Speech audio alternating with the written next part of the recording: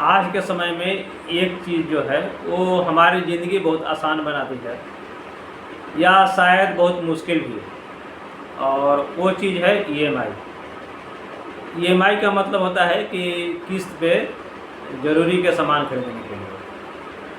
तो ज़रूरी का सामान तो चलो ठीक है, जो चीज़ हमारे ज़रूरी की चीज़ है जैसे घर हुआ या कार भी समटाइम ज़रूरी के सामान हो सकते हैं, चलो वो तो चलो किस्त पे खरीद लेना ठीक है, यहाँ तक तो ठीक है। लेकिन आजकल ये एक तरह से फैशन बन गया है, या दूसरों के देखा देखी हमें हर चीज़ किस्त पे ही चाहिए। चाहे घर, चलो घर तो हो ही गया, और उसके अलावा और भी मोबाइल भी, आजकल लोग मोबाइल में किस्त पे वो लेने लगे हैं। तो कुछ चीज़ें तो चलो ठीक है, बट बहुत ज़्यादा अगर किस्त पे हो जाती है तो ऐसा लगता है जैसे हमारी ज़िंदगी ही किस्त पे हो गई है। और फिर बाद में क्या होता है कि सेविंग के नाम पे फिर कुछ नहीं बचता है। दूसरी चीज़, जो चीज़ हम किस्त पे ले रहे हैं सामान, उस सामान को खरीदते ही डे बाई डे उसका वैल्यू उसका घट रहा है, न कि वैल्यू उसका बढ़ रहा है। चलो एक हमने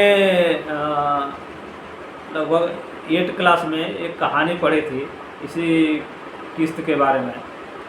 तो क्या होता है कि एक आदमी जो है वो किस्त पे बहुत सारी चीज़ें ले करके अपने घर को भर देता है।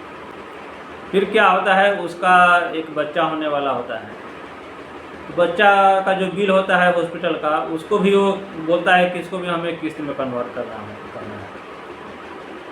तो उसका एक दोस्त होता है, वो उसको पैसे देता है हॉस्पिटल का बिल का, और बोलता है यार कम से कम बेबी तो अपना रखो, उसको तो किस्त पे मत रखो।